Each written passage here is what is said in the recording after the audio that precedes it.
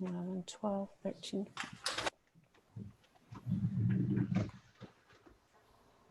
Hey, Adrian. Thanks for joining us. Just saw you. Yeah, no problem. And is Anna here too? Oh yeah, Anna. Anna's here. Great. Okay. It's 6 o'clock and I am looking. I believe we have a quorum here. 1, 2, 3, 4, 5. Julie, can I just confirm that we have our quorum here? I'm looking.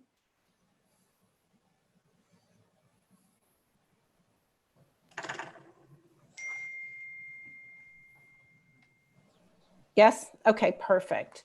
All right, we'll start since it's 6 o'clock. Hello, everyone. Thank you for being here. My name is Renee Kinsella. I'm the chair of the Budget Education and City Services Committee of CB5. Julie Chu is the co-chair, and Luke Zabados is the man behind the curtain running this Zoom. Just a few housekeeping. Members of the public, they can see everyone, while committee members can only see their fellow board members, and the meeting is being recorded. I would ask that if you're not speaking, that you put yourself on mute, and if you'd like to speak, that you use the raise hand function, and I will acknowledge you, and you can then unmute yourself and speak.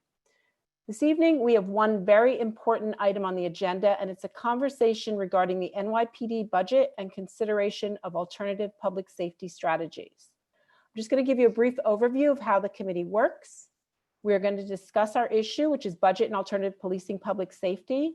Tonight, the Citizen Budget Commission, CBC, who is a nonpartisan, I always say that word wrong, nonpartisan, nonprofit civic organization whose mission is to achieve constructive change in the finances and services of New York City, is here. Adrian and Anna are going to provide some information for our consideration.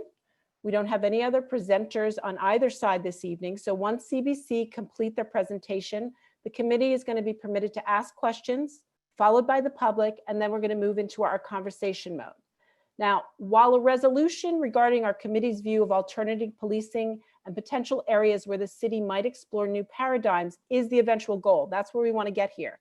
These are very complicated issues, and so we need to absorb a lot of the information in order to draft a very clear policy position so that we can present it to our board for adoption. Therefore, tonight is going to be a forum to educate and discuss the issues amongst the committee, get a sense of where we stand, and then Joseph and the policing silo are going to begin a draft of a resolution that we can consider for adoption at our next meeting. I just want to give you a note on the New York City budget. It's going to be finalized at the end of the month. And although there have been statements from the city council and the mayor regarding what this budget's going to look like, we really don't know until it's formally adopted. We have already sent our electeds a letter which supports cuts to the NYPD and support for things like the summer youth employment program. And so we are now, as a committee, looking to the next budget cycle, which begins on July 1st. The Transportation and Environment Committee of CB5 provided us with a set of principles that they have informally adopted regarding the enforcement of transportation violations. And that's really going to be helpful for our conversation this evening. And we should look at that. I've circulated that amongst you all. And some of the other things to think about as we start this conversation is, what are the tasks that are currently handled by the NYPD that could be better handled by other agencies or other organizations even? Think about whether armed police are necessary for all functions. And we also need to think about enforcement and how do we ensure enforcement is done in a non-biased way, but also even thinking things like, how does enforcement provide fines to the city coffers? Like, what percentage of the fines from enforcement do we need to maintain? With this, I'm going to hand it over to Joseph, who's been working on this agenda item with people in the policing silo, to provide an introduction and overview of CBC's presentation. Joseph, can I hand it to you? Yeah, thank you. Yeah, I don't have much to say, but I do want to say thanks everyone for focusing on this conversation. Something I'm very interested in, and I'm really excited to have two people from CBC here. I have to be transparent. 4 years ago, I was an intern at CBC, so I got to know them well. And think that they're a great organization, and they're very kind of neutral. They are really nonpartisan. So that's one thing that I really appreciate about them. from actually working there, is that, they're a good place to go for the facts about the budget, to understand how the city budget works. And I'm hoping that they'll give us the information that we need, and, maybe stick around for the Q&A, and maybe part of the last part of the discussion, if possible, to answer questions that come up about different budget lines, about how hiring works. I even have a question or two about, the union contract with the city. I understand you might not know all of these things, but, it's nice to have experts here as we have this conversation. So I know Anna is the director of city studies for CBC, and she offered to join us because she authored a recent report that wasn't totally focused on the NYPD, but did examine NYPD spending and the overall context of the city budget. And then Adrian is also joining us. Adrian, I'm sorry, I didn't have your title, but I'll let you introduce yourself in a minute. That's all I have. So I'll let you kick it off, Adrian. Thanks.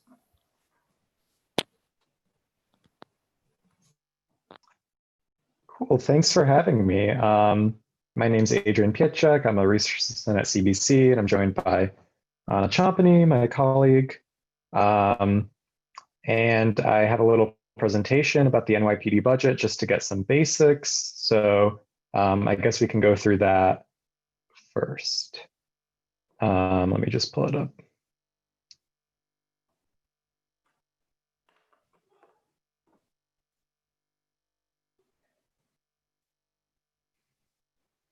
Can everyone see this? Yes. Great.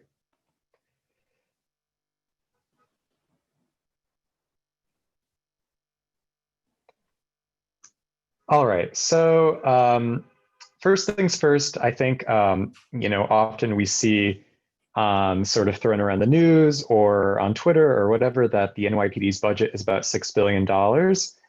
One important fact to note is that this doesn't fully account for the entire expenses that the city pays on the NYPD and related costs, because it doesn't include what are known as central expenses. So in 2020, the NYPD's operating budget, which funds its like day-to-day operations, the costs of staff, the cost of programming, or anything else that the agency might do, was about $5.6 billion. But then there were another $5.3 billion in central expenses, which are managed centrally by the city, but then can be allocated back to the agency for which those costs are responsible for. And this is things like pensions, fringe benefits, which includes things like health insurance and other welfare contributions to employees, as well as debt service spending for any capital projects that NYPD might have. So you could see when you add all these up, the total spending citywide is about $10.9 billion in 2020. Putting this in context, this makes the NYPD the third largest budget out of all of the city agencies. So the $5.6 billion operating budget is the third largest behind the Department of Education and the Department of Social Services. If you add in those central expenses, it's still the third largest, but it's 11.1% of the city budget instead of 5.7% of the city budget. One important thing to note is that the Department of Social Services budget does include a required $6 billion Medicaid contribution on the part of the city. So if you take that out, then the NYPD moves into second place. And the breakdown of the NYPD budget is as follows. So you could see on the left-hand side, these are some of the general categories that spending can be categorized into on the NYPD's operating budget, so not including those central expenses. And you can see the biggest one, 27%, about $1.6 billion is on patrol. So this includes, all of your cops that are on the beat. It also includes all the general emergency response and management that goes on in the agency. And this is where the bulk of your police officers that are uniformed sit in the agency. Next comes administration and communications. So this is all of the admin side for the agency, as well as their 911 response team. And then third is the chief of department. So this is the department that's responsible with coordinating between all of the different bureaus at the NYPD. But also the reason why their budget is so large is because that's where pretty much all of the agency's overtime, as well as their other sorts of supplemental pay sit, and they are budgeted out from that department. And the NYPD has particularly notable high overtime, which I'll go into later. And then you could see some of their other functions and bureaus. So you could see they have a detective bureau. They have their transit and transportation police, their school safety agents, as well as spending on counterterrorism. A lot of that is federally funded. So you could see on the right-hand side where their funding breaks down, the funding breakdown, about 92% is city funded, and then you have a 6% that's federally funded. And this is mostly for counterterrorism, as well as there's some security grants like reimbursement for the police officers at the UN, for example. If you look at how many people the NYPD employs, it's about 54,000 in 2020. About 36,000 of those are uniformed employees, and 17,000 of those are civilian employees. And the civilian employees include things like the school safety agents, as well as traffic enforcement agents that you'd see in the street. And then if you look at the average pay for these employees, you could see that the uniformed pay is higher than the civilian pay. So police officers are compensated by an average $90,000 in 2019. And the breakdown of that is about $68,000 in like salaried pay. And then you have $11,000 in overtime and another $11,000 in other pay, which includes like assignment differentials and holiday pay and other different types of supplemental pay that are provided.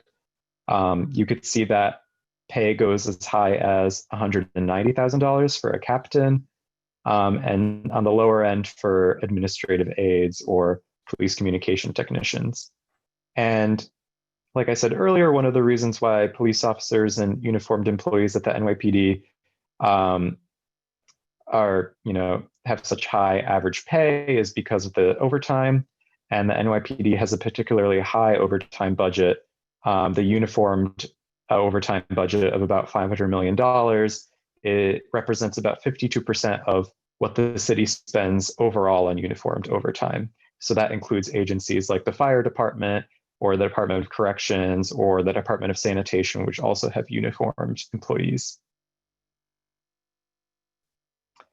The city has also added a number of positions at the NYPD.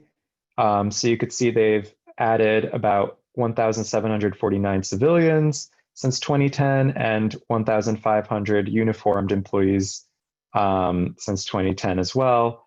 The notable expansion was in 2015 when the city council and the mayor agreed to hire 1,300 police officers, and most of these were targeted at the community policing initiative, as well as some of them for the counterterrorism response.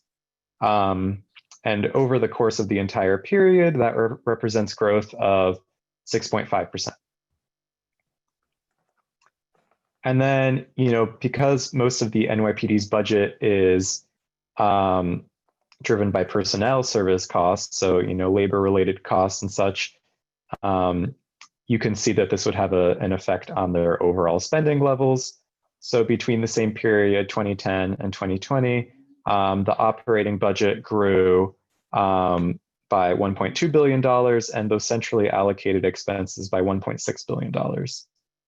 So you could see the biggest change was for administration, as well as patrol. And then on the central side, most of those were for fringe benefits, but also a substantial chunk for pensions.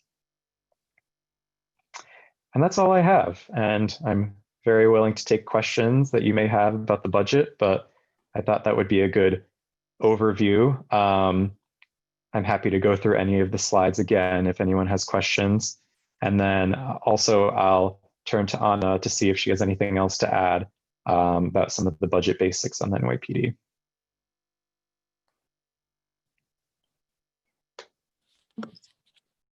Sorry. Um, Thanks, Adrian. Don't have very much to add. I think Adrian did an excellent job sort of discussing the general contours of the budget and how it fits into the city's overall spending. I had done a different piece that was really unrelated to the discussion that has been going on about police funding more recently, but was really focused on the city's fiscal crisis. As you're probably well aware, revenues have come in much lower than expected given the economic crisis and the pandemic.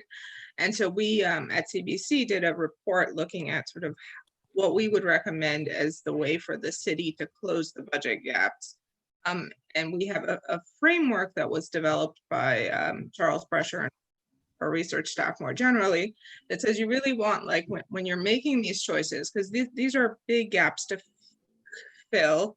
And so you have to make choices between what are generally unpleasant options. And so what should be guiding those decisions is minimizing impacts, negative impacts on New Yorkers, especially on disadvantaged communities, that you want to preserve the city's competitiveness and its attractiveness as a place to live, as a place to locate your business, and that you don't want to burden future generations.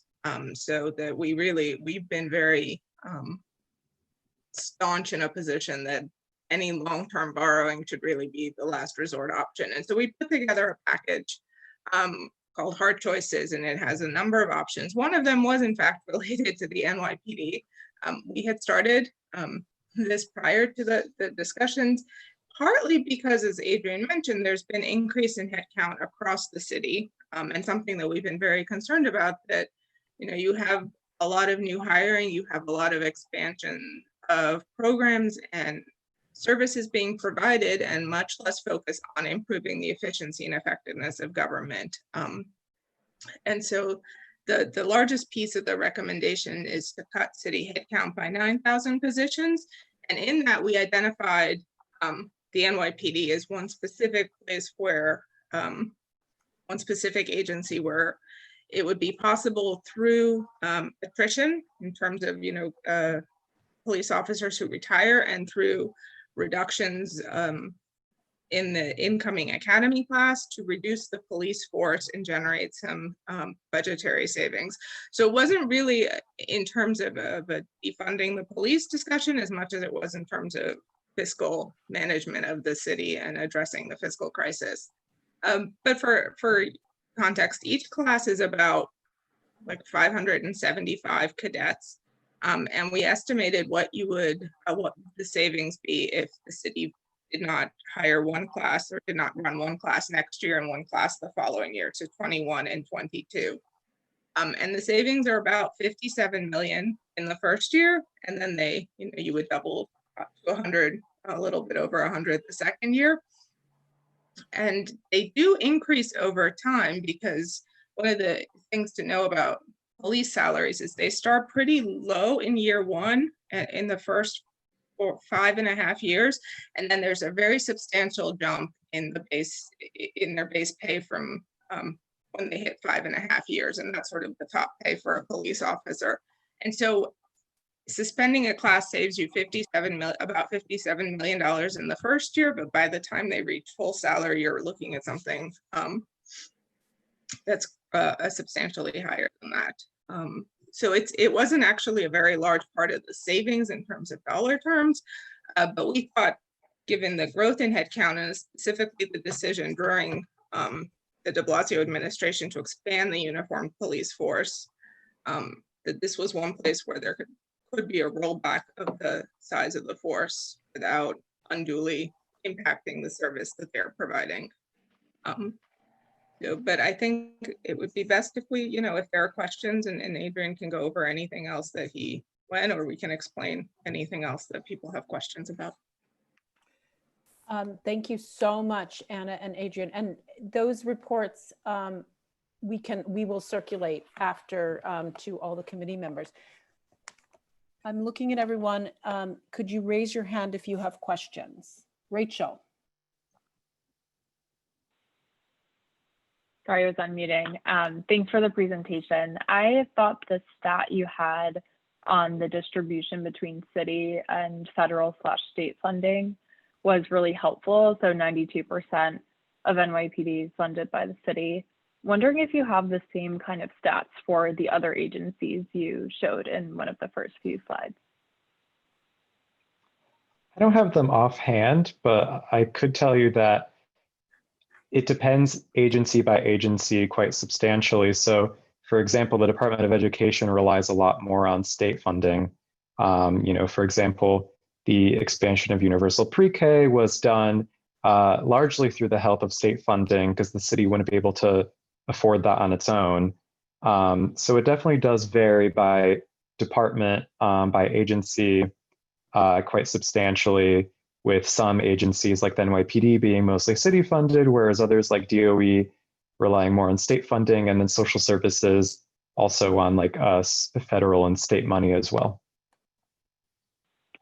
Yeah, I'm just wondering because obviously like the NYPD is mostly funded by the city, and I imagine that some other agencies maybe seem smaller because they're funded more from federal/state funding. So I just think it's helpful. So thank you. I mean, I can also give just a general, so overall about 68% of the city's budget comes from tax revenues and another 5% comes from the fees and fines. So it's about 3/4 is from that. And then the state contributes 15%, the feds 8%. So they're really not a large part, and they really are concentrated in very specific functional areas and services. So as Adrian said, most of the state funding is for education. And then there is some for health and social services. And similarly, the federal is health and social services and community development. So if you look at agencies that have substantial federal funding, it will be agencies like the Administration for Children's Services, the Department of Social Services, the Housing Preservation and Development Agency, and other agencies like sanitation, fire, police tend to be primarily funded by city dollars. Thank you, Anna. Zach, do you have a question? Yeah, thanks, Renee. And Anna and Adrian, thank you for the presentation. That was really helpful. Just one question. Do you know how the number of uniformed and civilian officers, as well as the New York City police budget, compare to that of other comparable cities, whether it be San Francisco, LA, Chicago, on a per capita basis?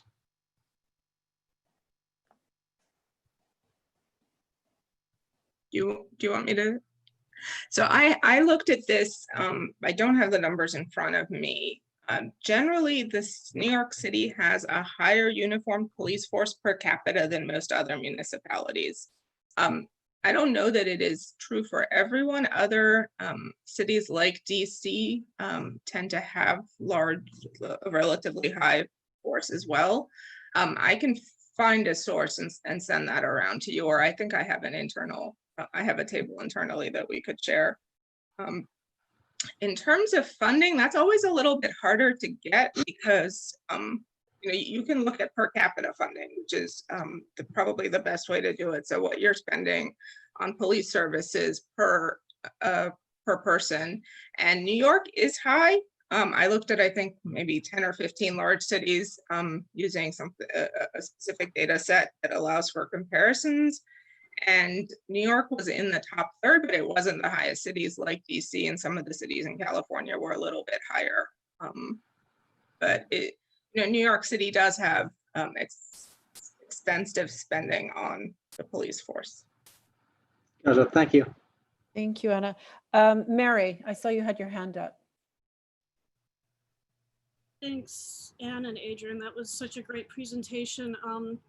For those of us who are old enough to remember back when the PBA really screwed incoming classes of cadets in terms of just slicing the entry-level salaries that these men and women get. Could you give us more data on that? Just that my worry is there's this push, obviously, and I, more than anyone, want to see more investment in housing, homelessness, so many other things.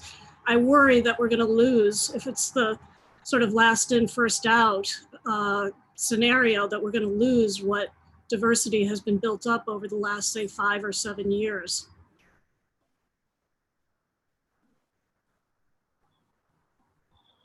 So I don't know if the Budget Commission looks at that. Like there was a big push and lots of information came out about how much more diverse the more recent classes are.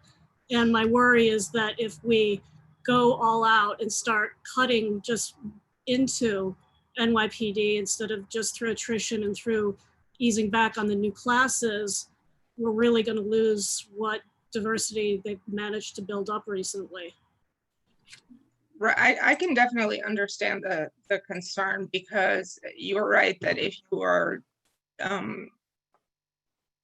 you are doing any kind of reduction, if you went to the point where you were actually trying to reduce your current employment level, you would be required under union to really start with the most recent hires. And that's partly why when we were thinking about our framework, we were trying to figure out what you could do just through attrition without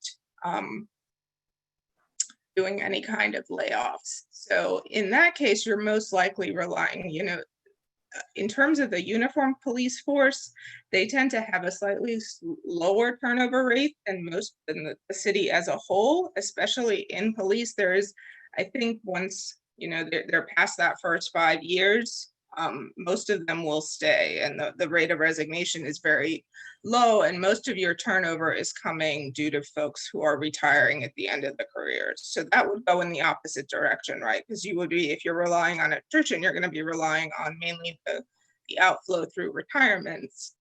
Whether or not, the PBA often argues that other forces in the surrounding area pay better.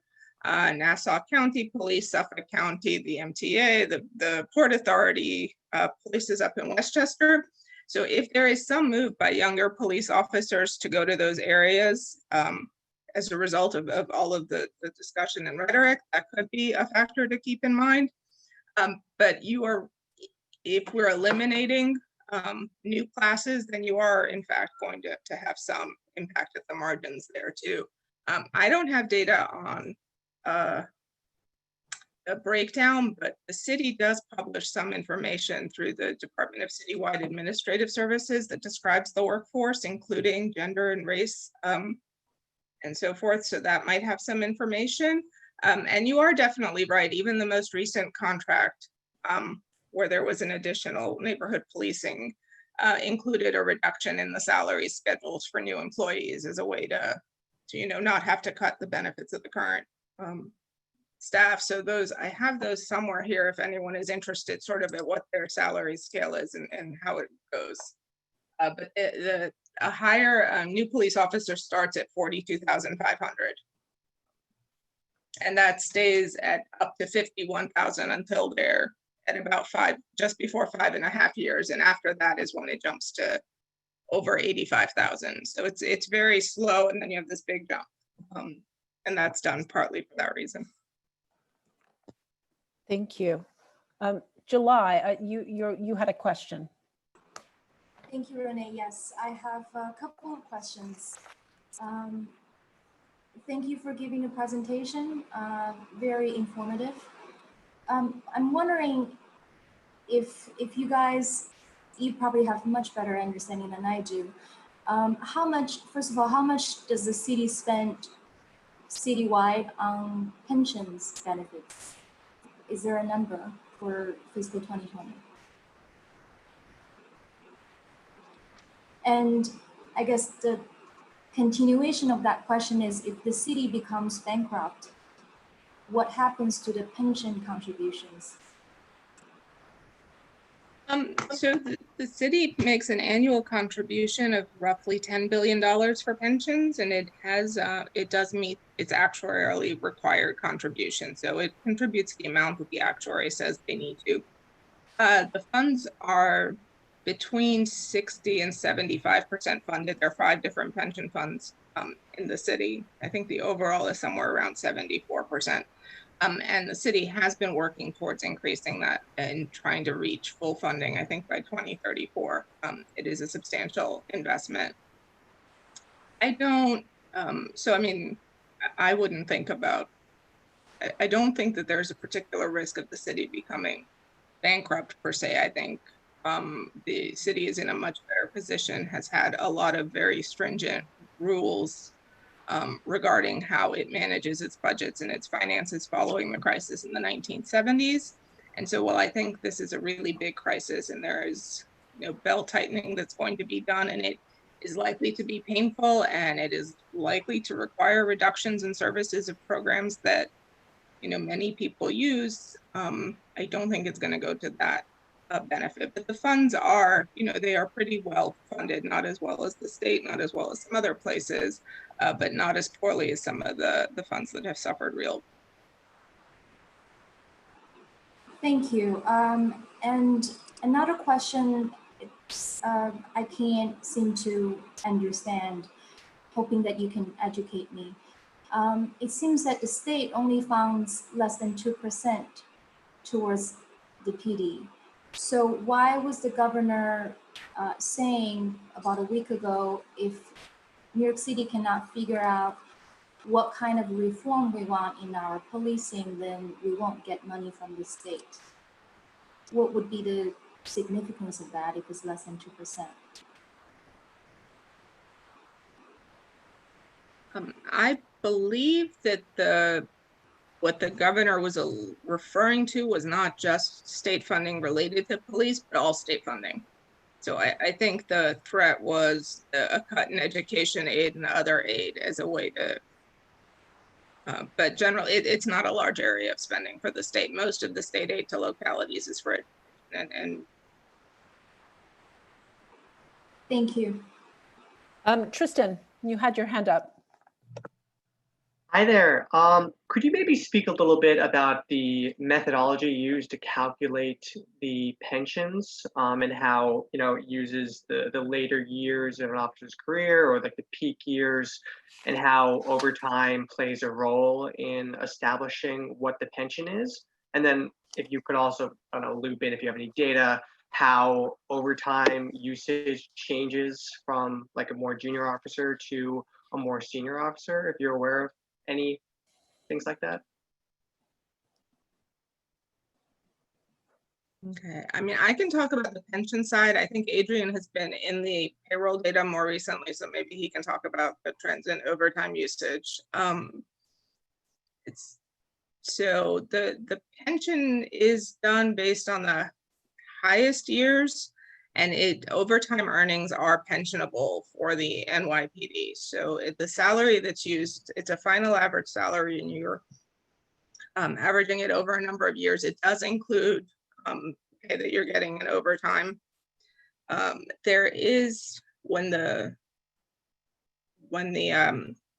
actuary does the estimate of how much funding is needed in order to set aside sufficient resources, they do include estimates for what the salaries are, what the salary increases are generally through collective bargaining, and then also for overtime. And I think they assume they have a pretty high assumption there about the amount of overtime earnings. And so those are definitely contributing to the fact that NYPD pensions are more costly than many of the other the civilian employees. They do also, NYPD officers can retire earlier in their careers and so forth. So the last set of pension reforms that the state implemented for themselves and for other localities did put a cap on overtime that could be considered pensionable for police force outside of the city. So those are some of the types of reforms that we've called about. Without a doubt, New York City benefits for uniformed force are generally much more or are more generous than those surrounding or in other forces in terms of providing healthcare benefits. So if you retire from the city with 10 years of service, you get lifetime health insurance with, at this point, no premium sharing. And that has contributed to an incredibly large liability and expenditure. Long-term liability that's not funded, unlike the pensions and annual expenditure. And so those are some areas, and that was another part of our recommendation, was that there should be some premium sharing on health insurance, both for active and retired employees. It wasn't specific to the NYPD. This is something that, you know, would be done citywide, but is definitely a large cost and a big factor. Adrian, do you want to talk about overtime? Yeah. I haven't actually looked into the relationship between, say, how long an officer has been working at the NYPD and how much overtime they get. But based on the data, that is something that I could definitely take a look at and share any results with you if I find any. One thing that is, I guess, useful to note is that a lot of this like overtime and other pay that the police officers do get, they are related to various like events that are going on in the city, such as the parades and stuff like that. A lot of the times the police department will be deployed to those. And that's where they start accruing a lot of these other sorts of pay in addition to their salary. Thank you, Adrian. Jamie, do you have your hand up? Yes. Hi, everyone. Thanks for the presentation on the NYPD. My question was twofold. First, you know, has a per capita rate, like kind of going back to the earlier point, like how many police officers are there, you know, for a given population of 100 New Yorkers, and how has that changed from 2010 to 2020? Is that the same? Because I'm wondering if this growth is largely because the population simply grew in the past 10 years.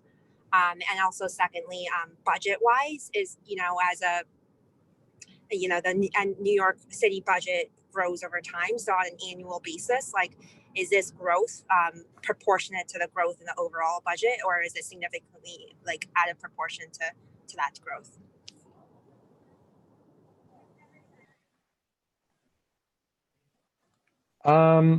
I guess on the per capita basis, there hasn't been much of a change because the police force has increased I think it was about 6%. But the citywide population between 2010 and 2020 hasn't changed very much at all. I think the growth rate is something around 1%. And, you know, both in 2010 and currently we're at about 8.3 million people. So I think on the per capita rate, there hasn't been a whole lot of movement. So I'm not sure that that's the only thing that could explain the growth in the police force. On the budget side, I think the growth rates have been pretty comparable when I remember when I was looking at them. If anything, the operating budget growth has been slightly slower than the citywide overall growth rate, whereas the benefits, the fringe benefits and the pensions have been growing at the same rate. So they haven't deviated substantially between overall growth rates citywide. Thank you. Joseph, did you have your hand up? Yes, thanks, Renee. Yeah, I want to second and third everybody. Thank you, Adrian and Anna. This is incredibly helpful. We couldn't have this conversation so well without you. I have a few questions. I guess the first one is I've been, you know, I know you're not really focused on the conversation about cutting the NYPD budget or looking at alternative sources, kind of alternative plans for public safety and trying to balance those priorities. But that's one of the things that I'm thinking about. And then looking at that, one of the biggest limiting factors for a lot of advocates seems to be the union contracts. I know that like Scott Stringer's office proposed just a $1 billion cut over 4 years. Some advocates, including, the city council speaker, have called for $1 billion per year in reductions to the budget for the next 4 years. But Scott Stringer was saying that that would be almost impossible without a significant reduction in headcount. Even beyond reducing through attrition, right, and canceling the next class of cadets. So I guess one thing that I don't really understand, and if you have some background on it, I'd love to hear, is just, how does the negotiation process work between the city and the police union? Are there opportunities that come up to, make it easier for the city to make decisions about headcount, just like they do with other agencies? And I guess a final question is that I've read that the NYPD budget, compared with other city agencies, is significantly less transparent. And that's been one of the challenges that advocates have cited in trying to oversee the NYPD and oversee their fiscal process. You know, I wanted to put that to you since you look at budgets from a lot of agencies. Is that true that it's less transparent, it's more opaque? And what do you think about that?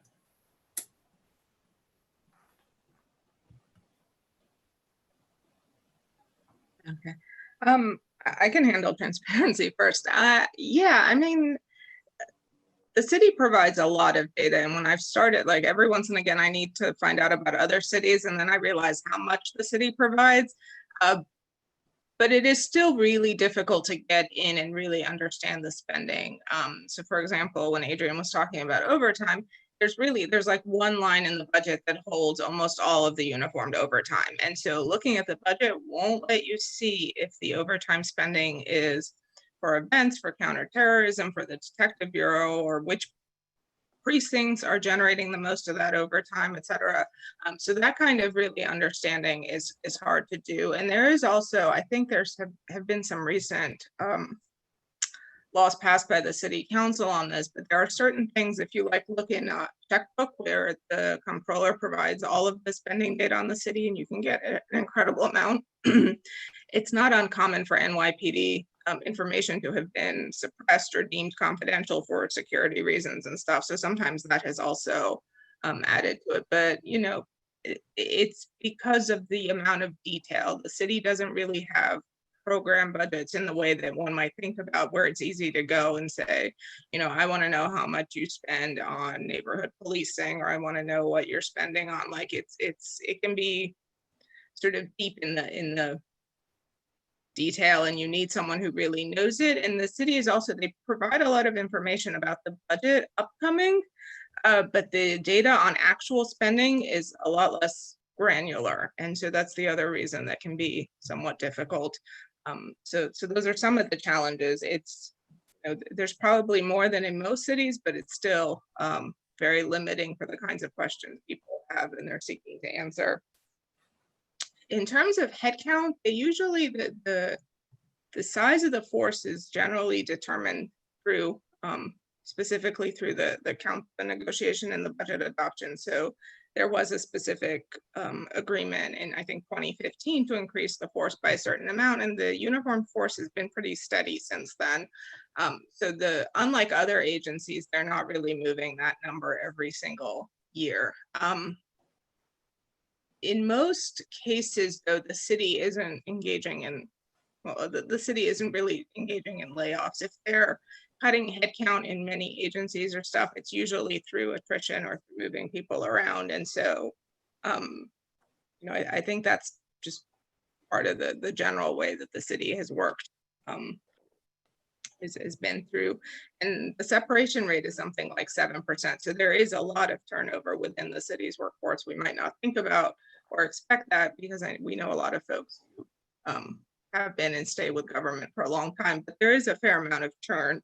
And that's usually what the city has been relying on in terms of increasing or decreasing, or by slowing hiring. Even, for example, the reductions that have been proposed at the Department of Corrections as they start closing facilities on Rikers, those have all been through attrition. And so you're managing it by letting more people leave than you bring in, and so forth. So that tends to be the way.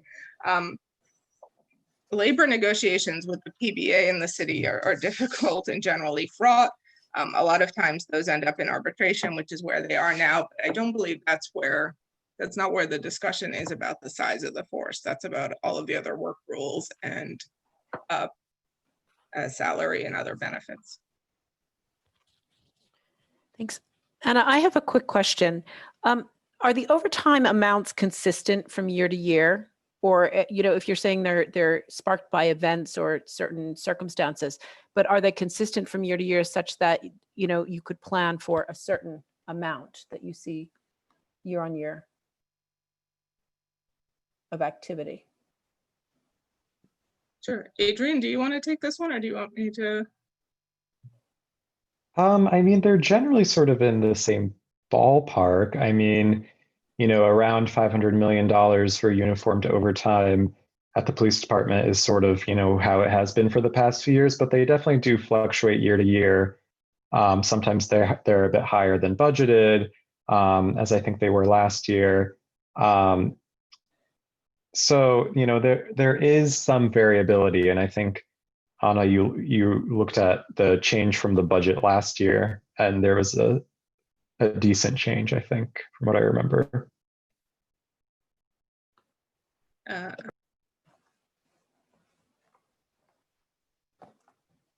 Anna, you're muted.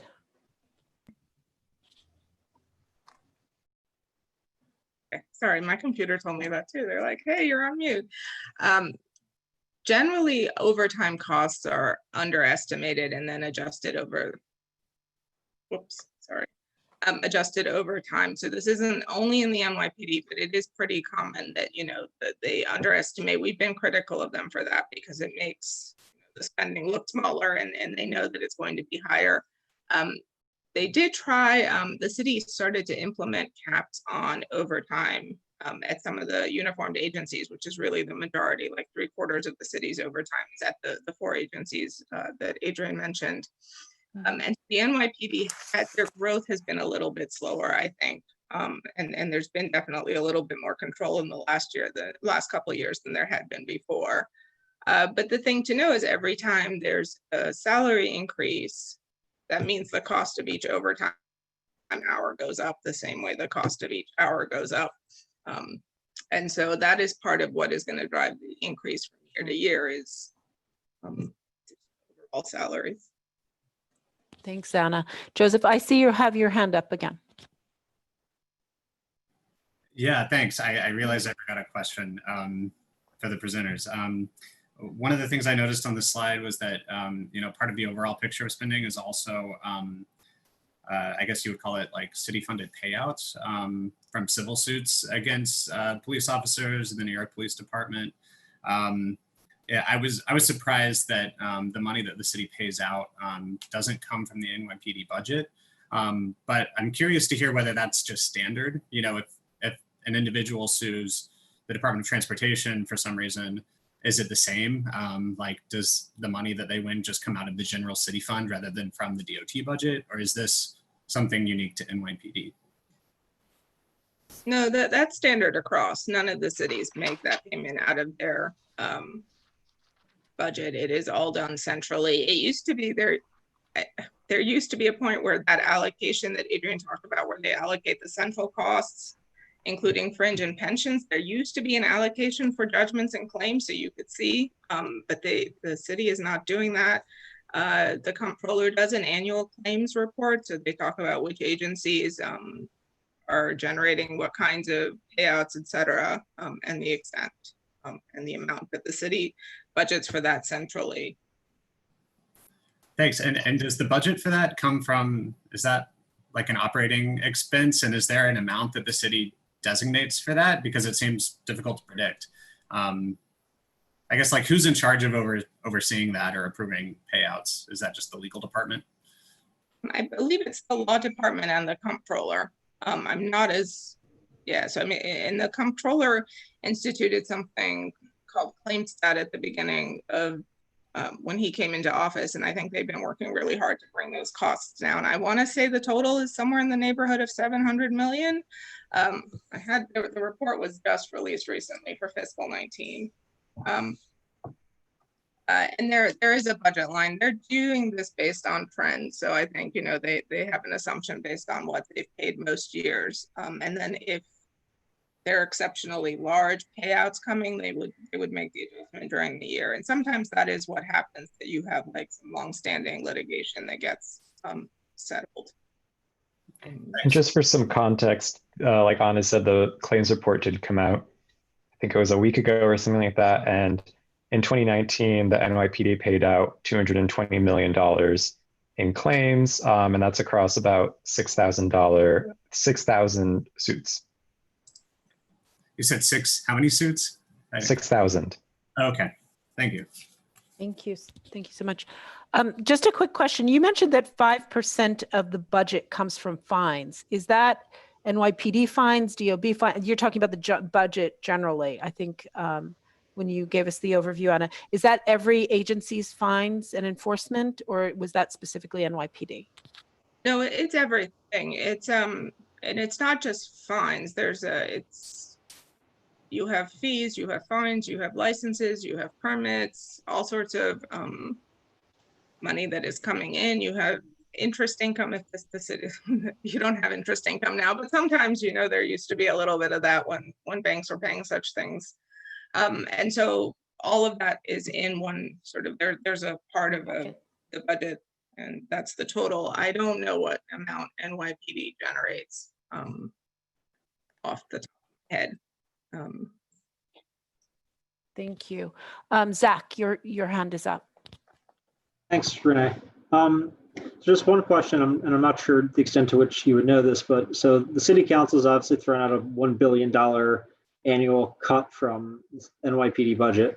If that goes through, how is that practically enacted? Like, who decides? Like, how does anyone stop the police union from cutting areas that shouldn't be cut just to preserve jobs, which are clearly the biggest reason for bloat in the NYPD budget?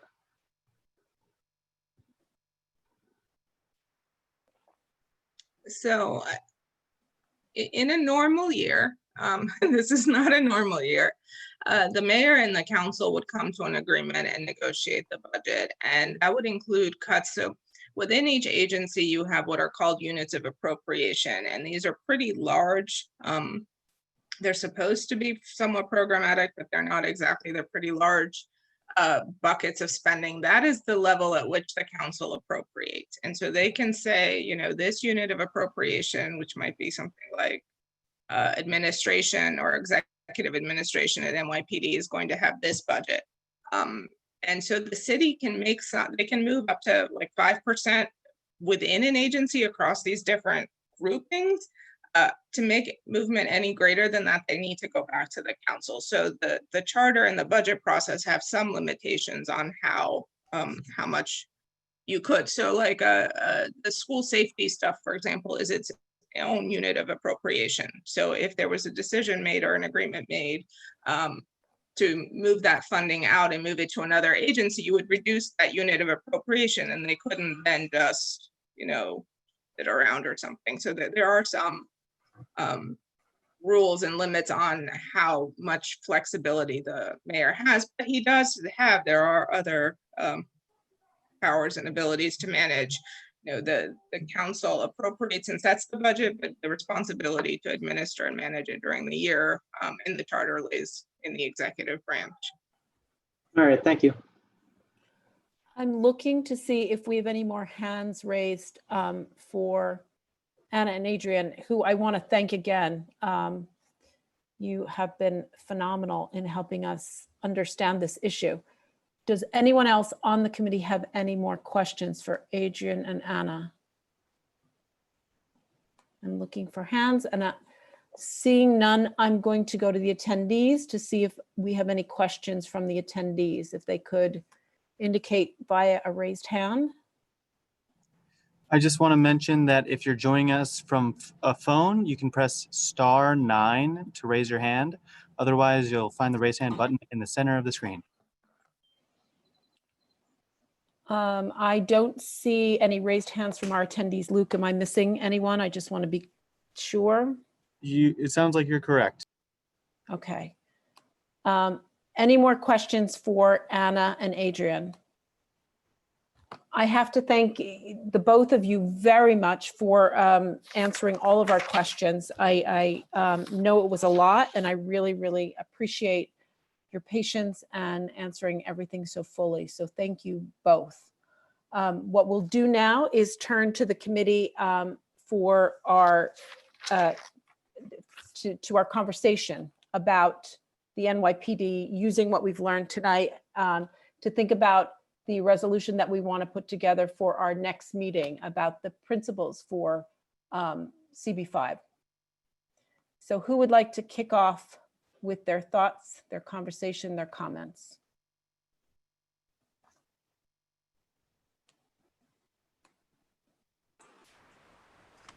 Okay.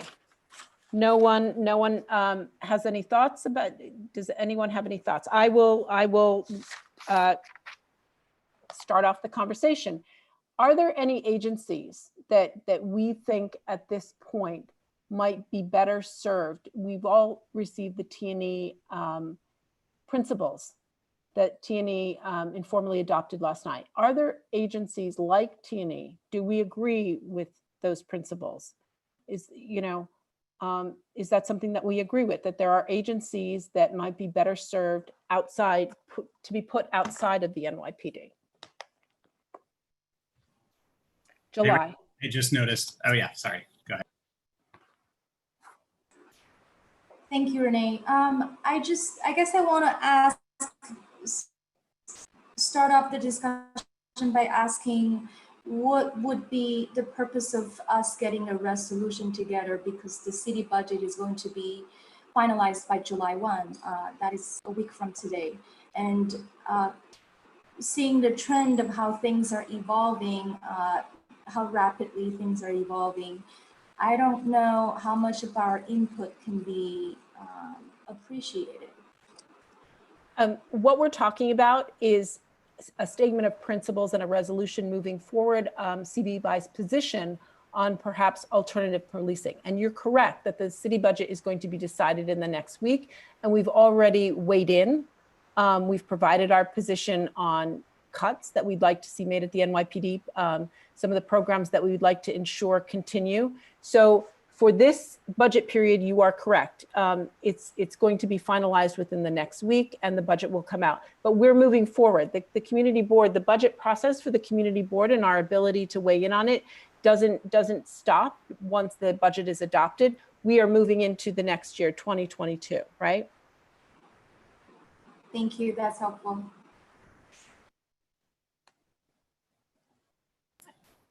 I have a comment.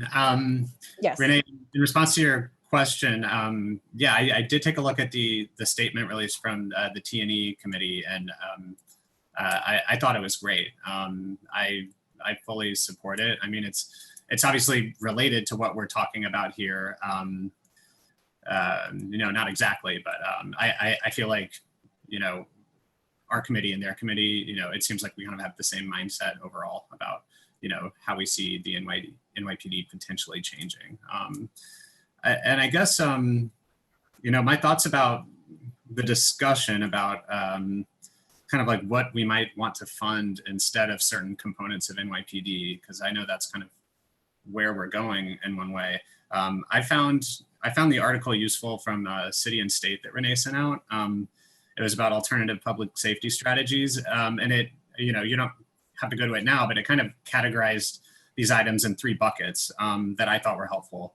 One of them was mental health response, which is currently, a major responsibility of the police department, which I have to say they don't even really like.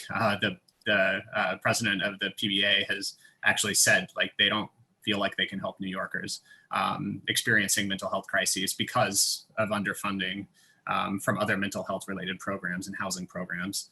A second bucket was school safety. So there have been a lot of advocates, within and outside of the DOE talking about, potentially moving safety officers from NYPD to Department of Education. And then there was homeless outreach, which, it's kind of related obviously to the mental health bucket, but I think it's more talking about funding outreach teams and Department of Homeless Services programs, and funding housing, instead of increased patrols, especially in places where homeless individuals tend to congregate, like the transit system, kind of especially parts of Midtown, Port Authority. So yeah, just wanted to offer that. Thank you, Joseph. Does anyone else have a view of this? Does anybody else think that those budgets should not be with the NYPD, or they should be with the NYPD, and why? Zach. I completely agree. I've thought a lot about kind of our last discussion, and actually have changed my position on whether I agree with a larger or smaller cut to the NYPD budget. And so after reading more and thinking more about it, I do agree with a larger cut. And completely agree that there's areas of responsibility that fall into the NYPD's lap that they are, completely unfit for, and it's not necessarily their fault. They're not trained to be mental health professionals or to deal with the homeless or to deal with all sorts of other issues that they are forced to kind of handle on a day-to-day basis. And so I think all the areas that Joseph mentioned seem perfectly appropriate for increased funding if whatever, as a replacement for whatever is cut from the NYPD budget. Right. I think that we need to recognize that what we're talking about, and I think Anna would agree with me, we're talking about deficits. So it's more a question of cuts rather than actual adding to any budgets. And I think all the issue of what belongs or what should be in the NYPD's buckets, if you will, is inextricably linked to budget, but it also can be divested of that, budget conversation. And we can talk about what we think just philosophically, as T&E has done, about where we think these things should be. And it could be almost divorced from the budget, and then we can bring the budget back in as we look at it going forward through the year. Does that make sense to people? Tristan, I saw you had your hand up. Sorry, that makes sense to me. My thoughts were more related to like the NYPD budget and areas to improve that, but that's a good path forward, I think. Talk about ideas and things that could be shipped away or reallocated. Does anybody else have Lucas? Hi, can you hear me? I can. Okay, great. So I just have a question more generally about the actual document that we'll be producing on the principles, as you mentioned. Because like you said, we are talking about a deficit. So I just wanted a little bit more clarity in terms of, are we just saying we support cutting the NYPD budget and these are ways that we can do it and sort of leaving it at that? Or are we saying you would like the budget to be cut and this is how we want that money that could have gone to the NYPD? You know what I mean? Right. So I'm a little confused on that. I think what I'm saying, and we can debate this, but what I'm saying right now is we should be talking, we are going to have the opportunity this full year now is we're going to start the budget again, the budget conversations on July 1st. And the community board has a whole period of time, an entire year, where we are now going to do borough consultations with different agencies. And then we're going to put in our budget request. And then we have agency consultations, a bunch of times we have the opportunity to weigh in on the budget very specifically. What we're talking about now, and it is linked, I understand, to the budget and the deficits and the cuts, but what we are talking about is more in line with what T&E has done, which is principles guiding how we think about NYPD funding and NYPD responsibility. So in other words, it's more about, do we think that enforcement, traffic enforcement and bicycle violations, is that enforcement something that belongs with the NYPD? Or as a committee, do we believe that this is something that could be better served by another agency, by perhaps the Department of Transportation, who promulgates the rules that govern bicycling? I want to have the conversation about that and see what you think about that. Does that answer your question, Lucas? Yes, I got it. Thank you. Okay, July, your hand is up again. I want to say I agree in principle with what Joseph and I think with Zach we're talking about in the three areas. It's homeless, mental illness, and school safety. To have the NYPD, the police officers, less involved, but have other more appropriate, more relevantly trained service providers to be involved. Now, I'm not sure. See, I can only agree on that principle provided that the overall headcount for NYPD is not reduced in any meaningful way. And I don't believe police officers are assigned permanently to do one type of job, meaning I don't believe any given police officer is assigned to conduct outreach to mentally ill people or to the homeless population or to do the school safety patrol. So I think figuring that part out would be very challenging. I think public safety, it is so important. I think more so important now than pre-COVID. Whether it has to do with people violating social distancing rules, the state law of wearing a mask in public when you're not able to maintain social distancing, or when it relates to business closed temporarily and opportunities present themselves for people who want to,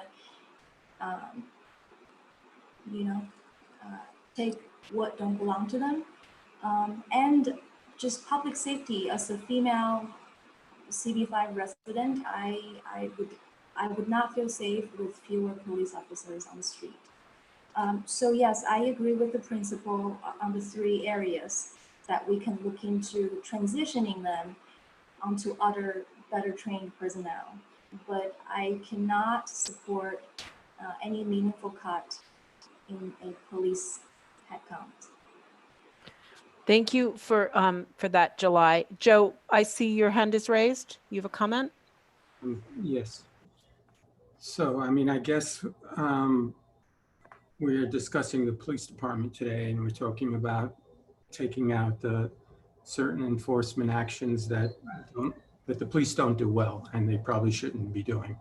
But in terms of the budget, I don't think we're saying that these items should not have enforcement. They should be moved to another agency or another body. Therefore, is this a budget neutral? We're not suggesting cuts to the budget. We're not suggesting less enforcement. We're just moving it from one agency to another. So in terms of the overall New York City budget, we're not recommending a cut. So what I would say to that, Joe, is that we have recommended parity and cuts in our recent letter regarding the NYPD. But going forward, I think we need to figure out where we stand philosophically. Do we believe certain functions belong with the NYPD? And that is wrapped up, right? That's part and parcel of what we think the budget may or may not be with NYPD.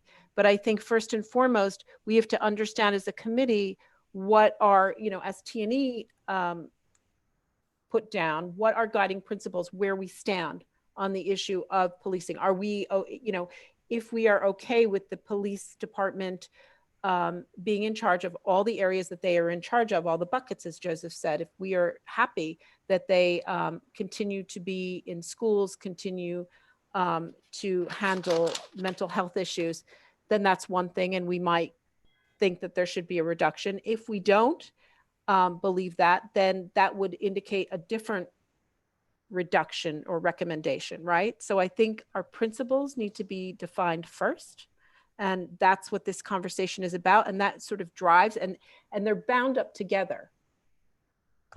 Okay. Is that? Well, and overall, philosophically, I would agree that certain things should be taken away from the police department because they're probably not well equipped.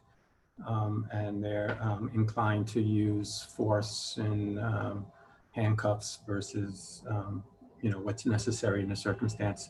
But it should not only be, we should not limit it to T&E. There are other enforcement things that should not be in the police department's bailiwick, such as social distancing, a lot of quality of life stuff. I would venture to guess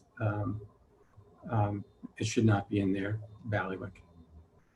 I would agree with you. And I would say that we are not talking about lack of enforcement. This conversation is not about abdicating any enforcement of things like social distancing or any of the things that the police provide right now.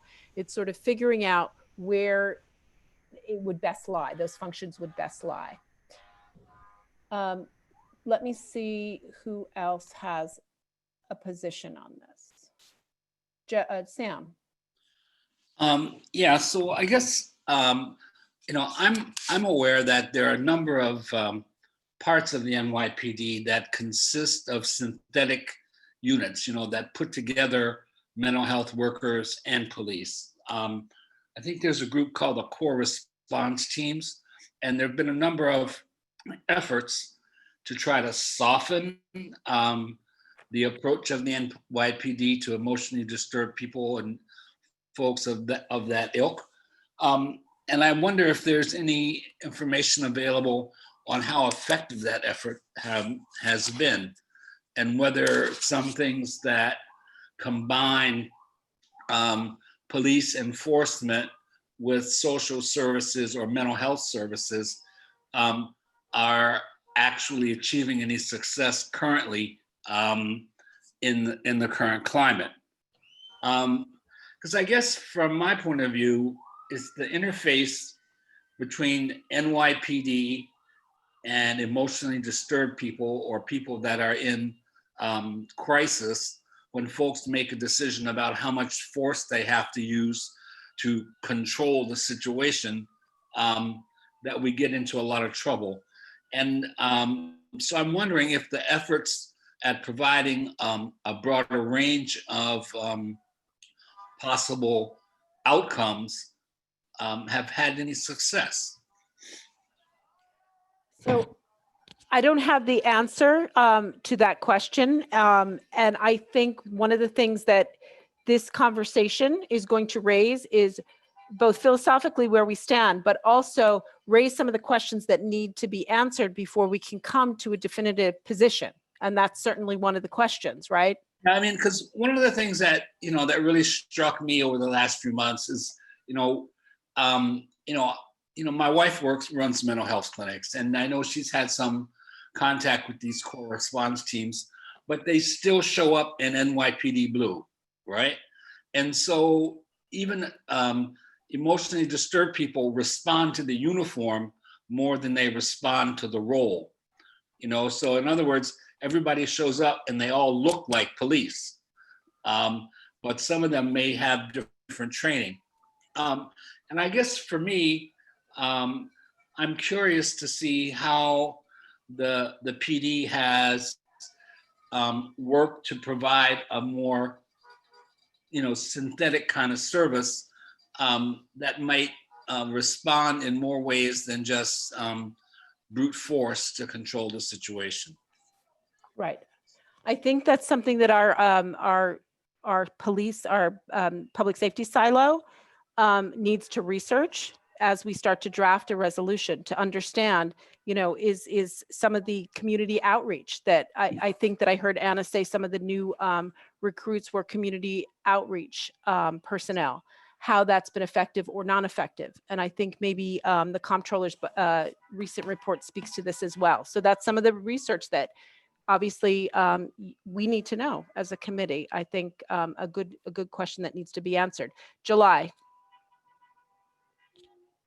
2 points that I want to add. One is that, Renee, I don't know the timing of this resolution that we're drafting. I don't know if we're going to wait until we've had an opportunity to go through most other city agencies, or it's a resolution just for the PD. If it's the latter, just for the PD, then I want to emphasize that we're not calling, if the committee ends up agreeing with reassigning some of the PD's responsibilities, we're not calling to defund the police. I think there's a lot of, calling for that among some of our elected officials. And I don't want our efforts of, actually carefully looking at where the city spends taxpayer dollars and where the spending has been effective versus non-effective. I don't want that effort to get lost in the political noise.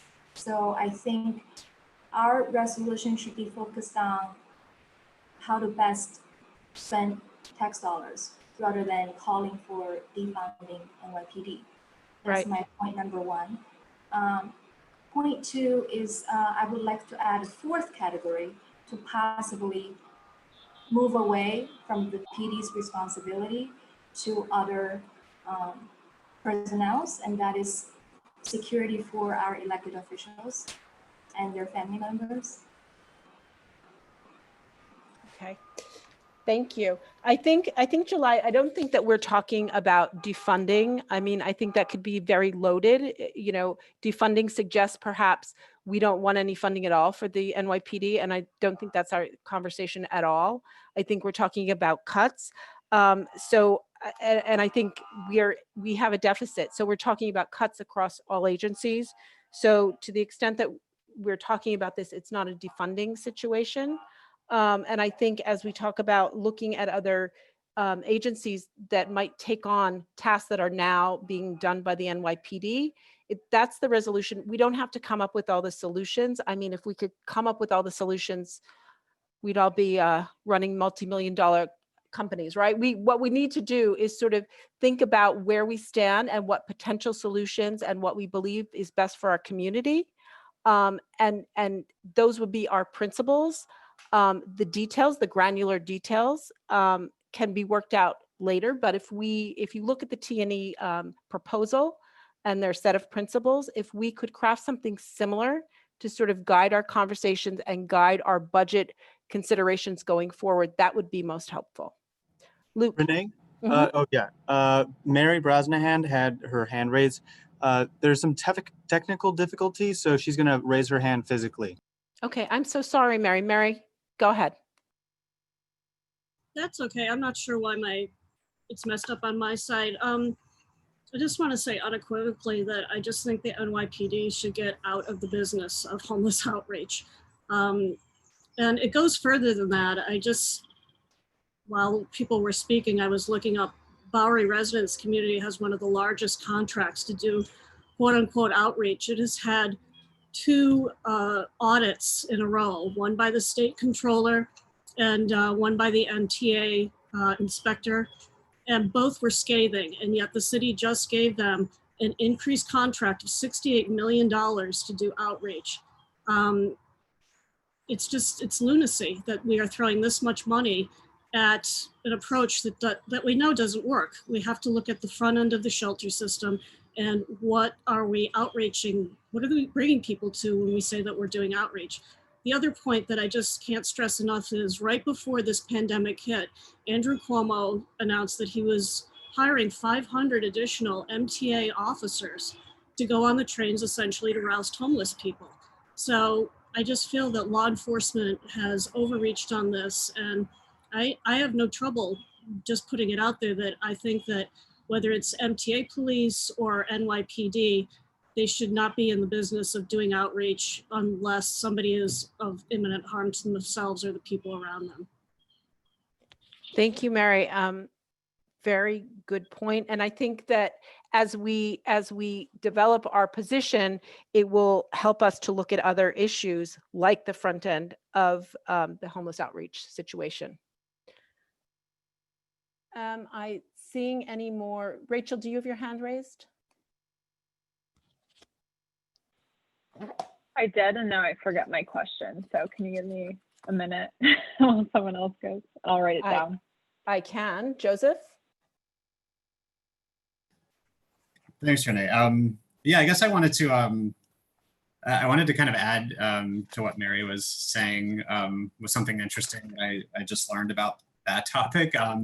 You know, I do think, or I don't know if this is exactly how you meant it, Mary, but in terms of like focusing more on the front end and focusing more on prevention of the issues that are causing the crises on the street that make people feel unsafe and that cause armed officers to go and respond.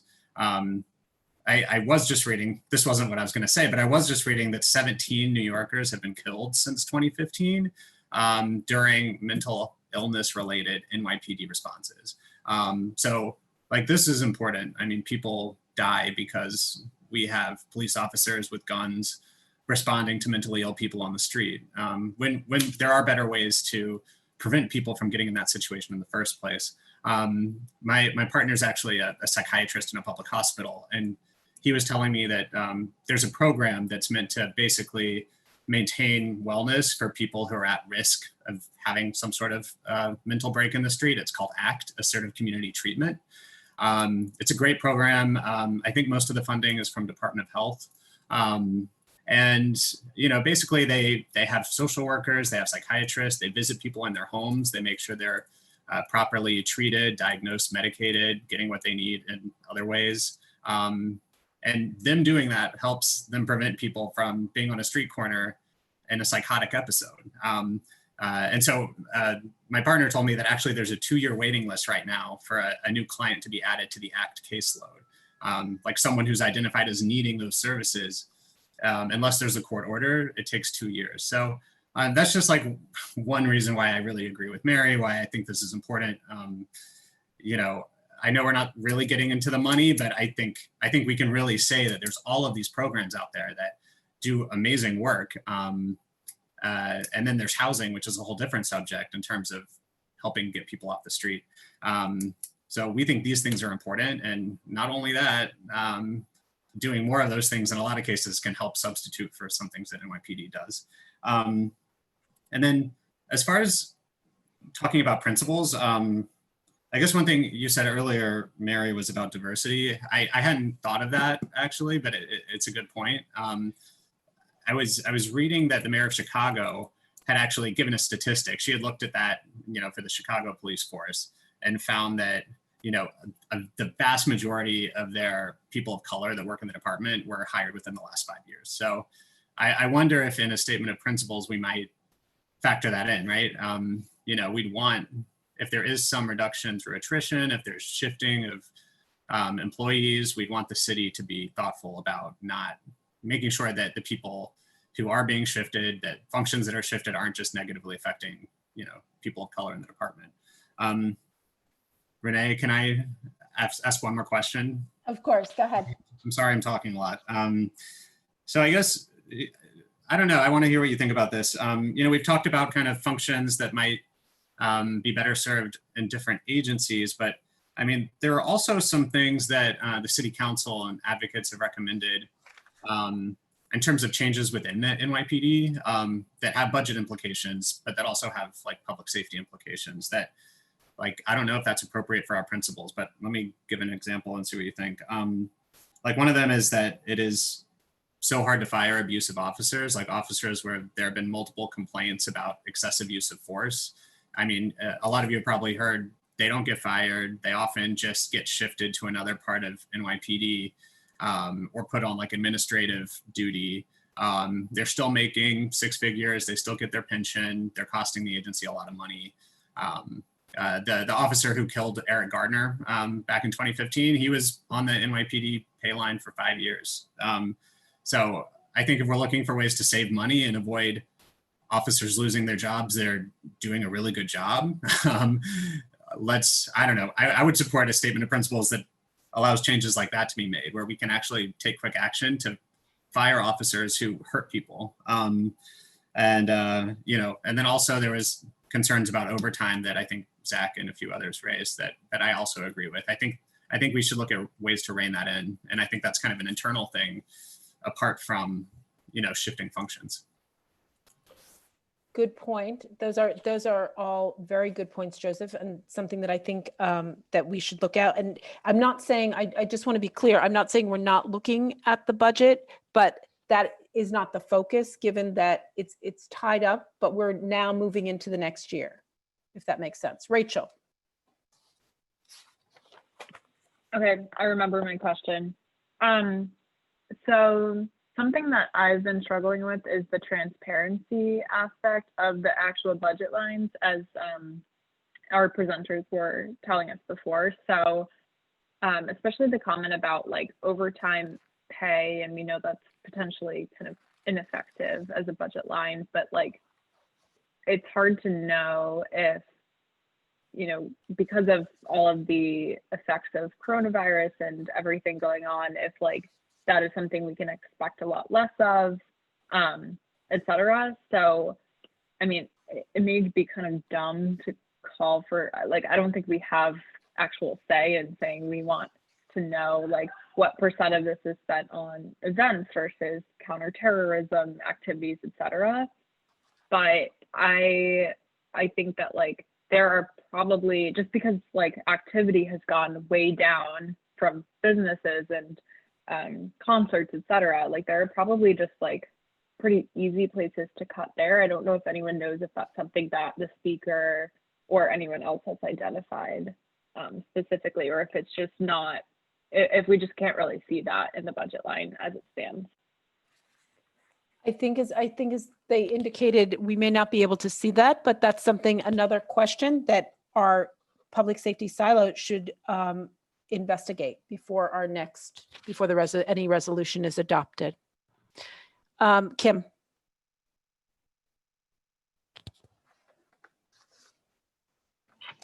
Hey there. Hi.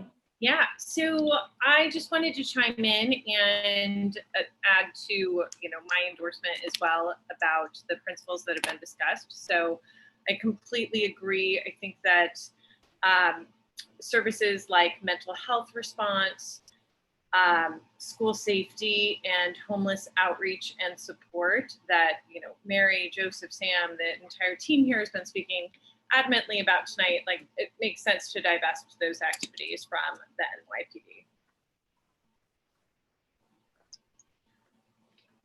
Thank you. Zach.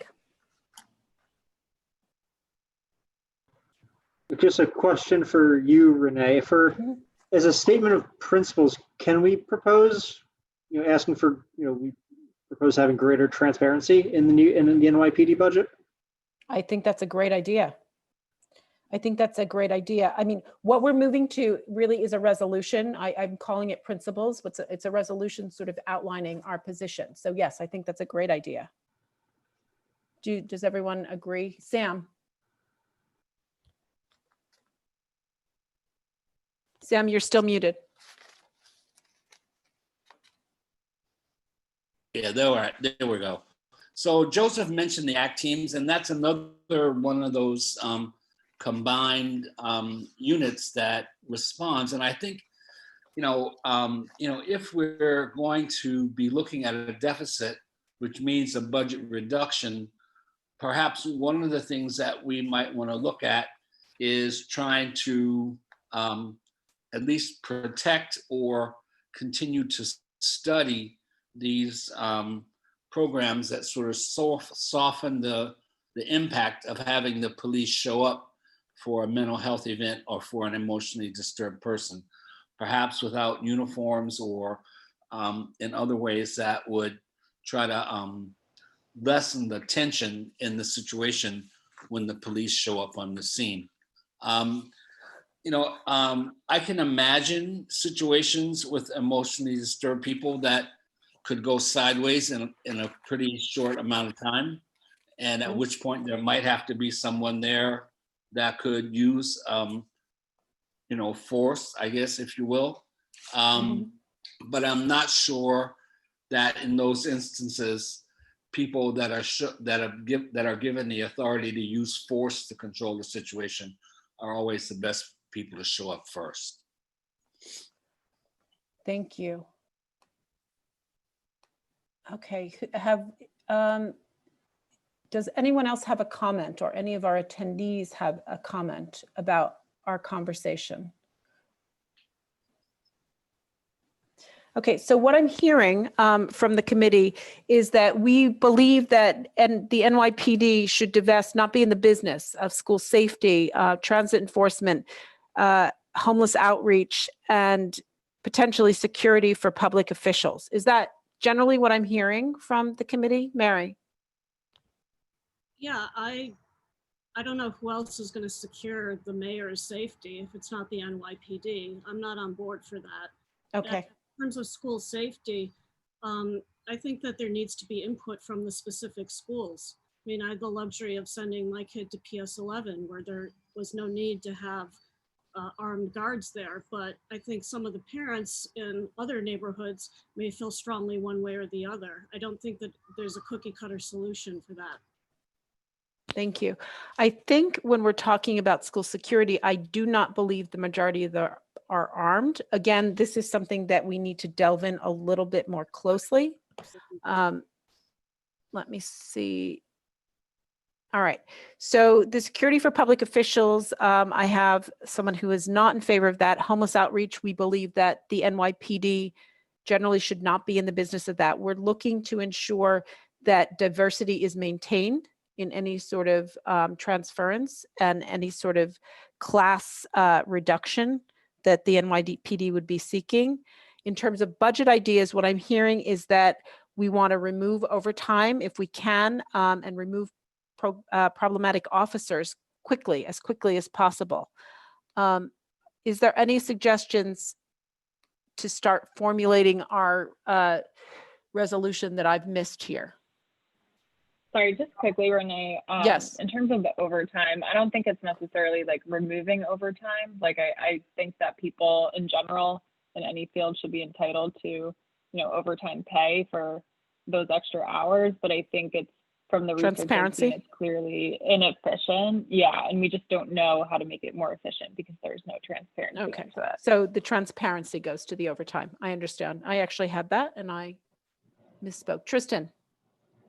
I would also say, like, focusing on the composition of NYPD employees. I think, like, given the numbers we saw about how the discrepancy in salaries between some of the civilian employees versus the frontline officers, I think we should really drive home the need to hire civilians to do civilian work. So wherever possible, if the work's going to be administrative in nature, then we really shouldn't be allocating that towards officers and hiring officers to do that work, which can also help drive down overall costs. All right. Just a question I have for the committee.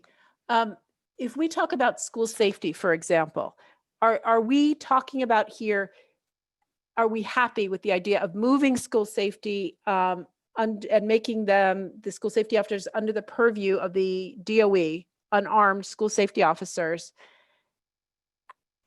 the workers that we have now? Is that what we're talking about? I just want to be clear.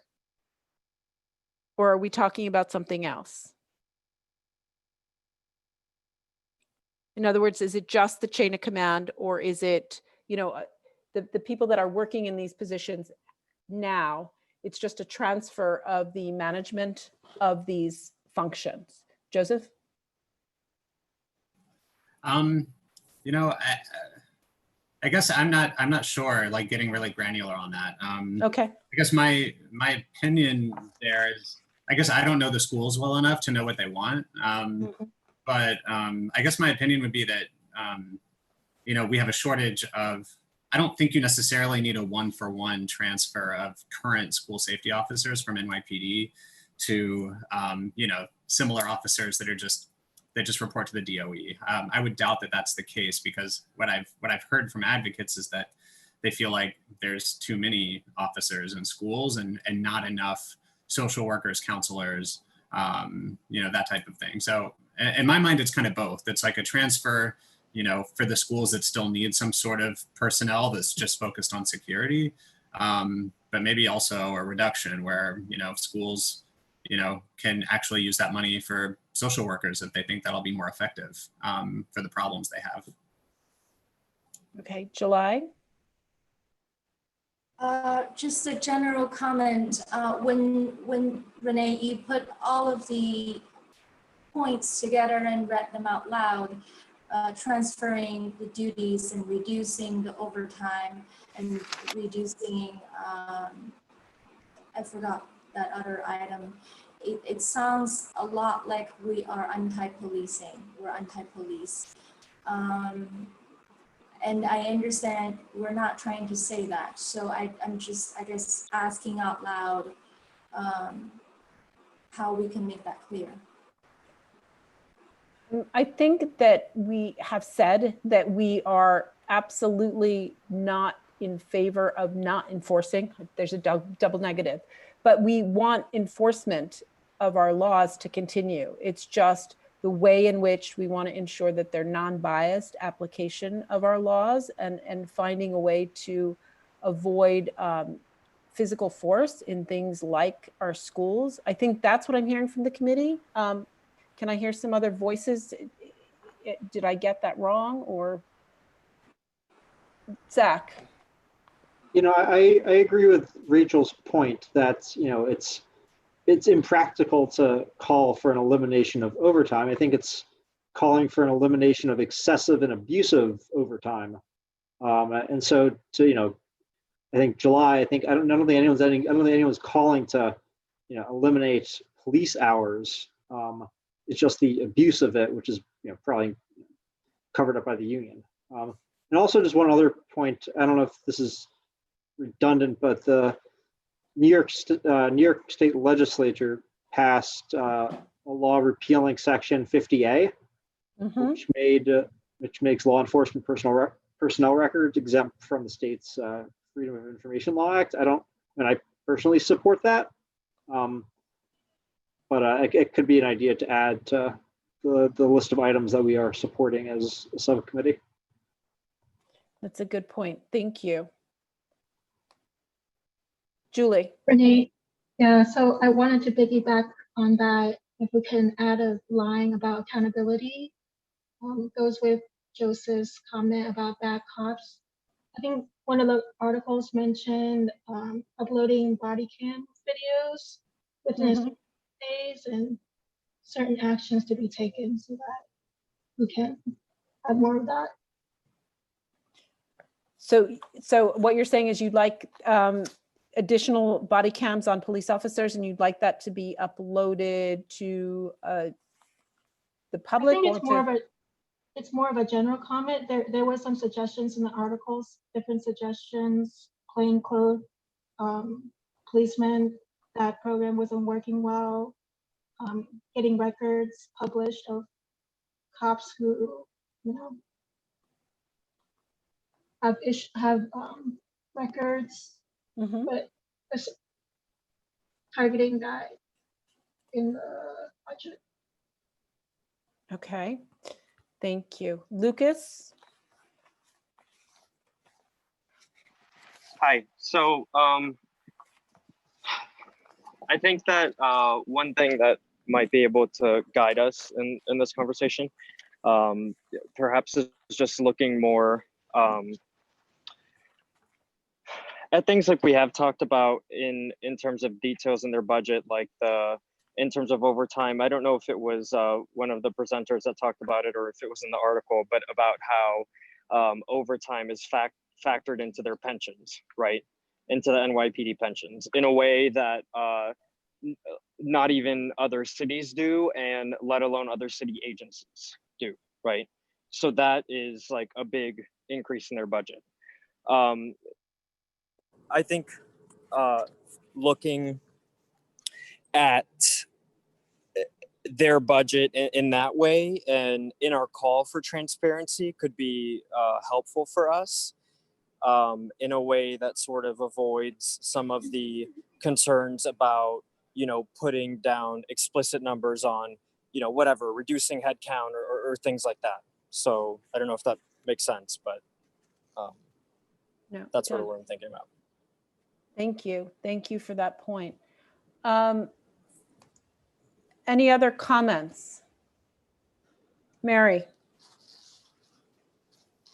I wanted to piggyback on what Julie was saying about the accountability and transparency with the body cams.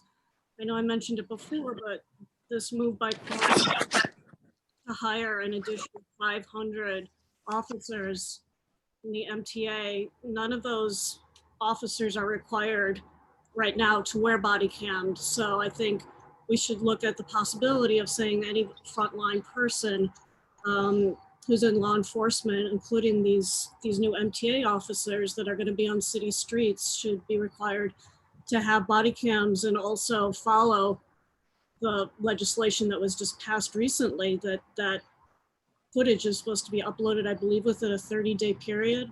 Does anyone else recall the exact language that was recently passed? Yeah, if a weapon has been fired, footage from the body cam has to be uploaded within 30 days. Right. So just the fact that I feel like if it's either a state officer or an MTA officer, they really should be wearing body cams. I think that's a no-brainer. Okay, thank you. I tend to agree with you, Mary. I do want to point out, because I have experience working with low-income housing complexes, some of the community policing officers, I think when they were added to the PD force, the intent was for these new recruits to build relationship in a community where they work. And oftentimes wearing a body cam does not prevents people from even wanting to have a conversation with the police officers. So I don't disagree with what you're advocating, that police officers should wear body cams, but it will make the community policing more challenging.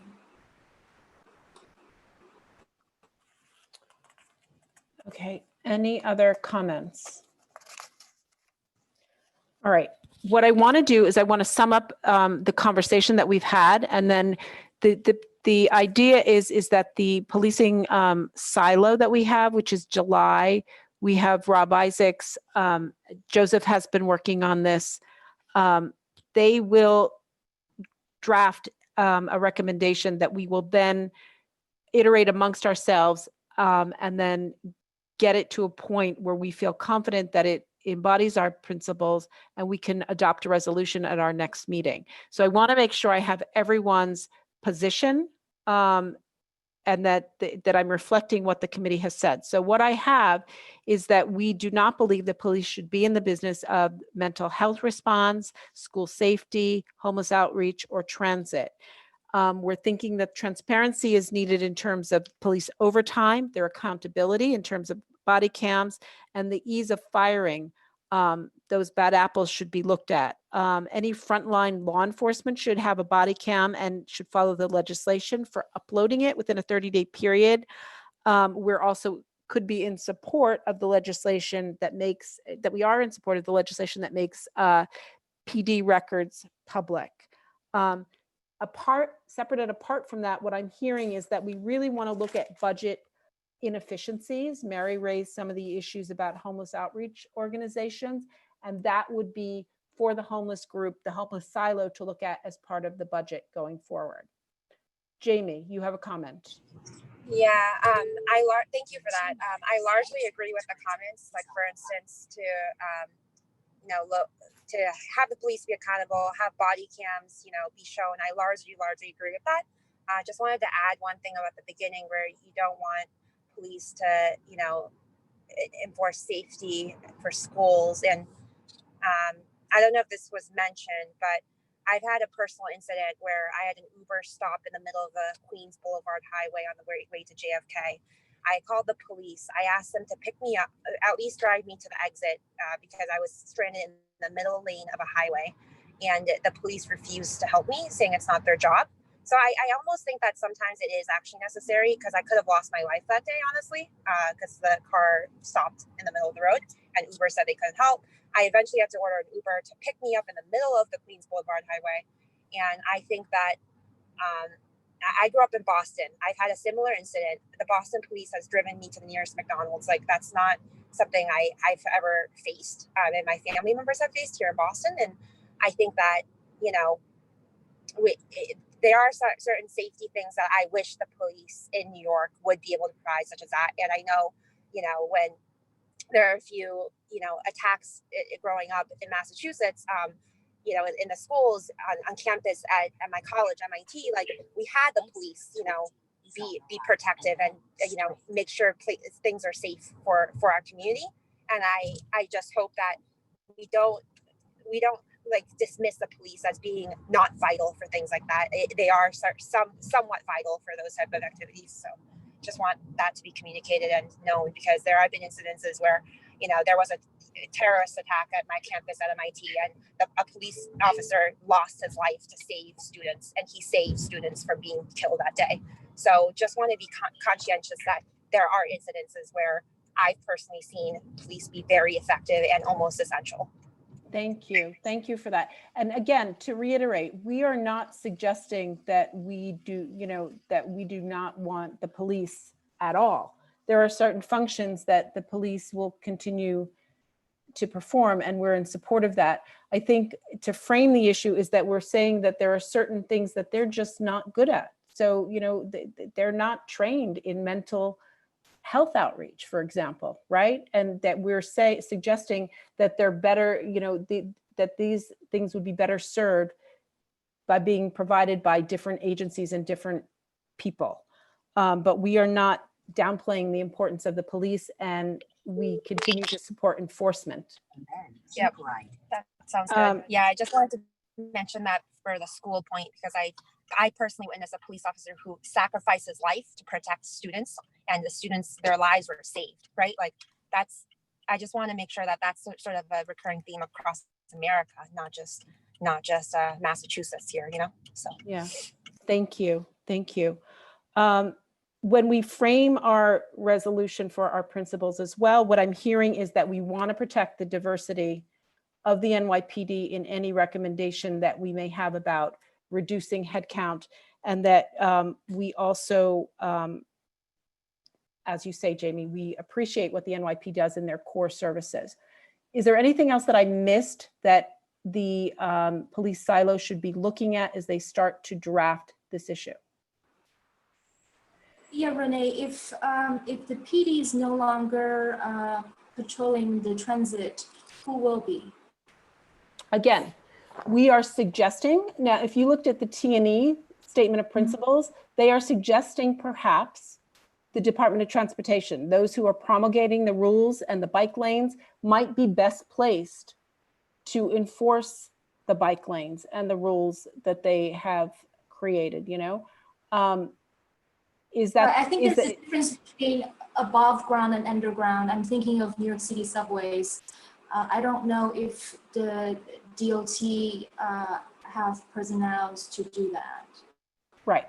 So I think what we're doing here is we are suggesting what we think may be the path forward, and the details, getting very granular about the details. And I understand we want to be as clear as we possibly can be, but I think being very granular about the details,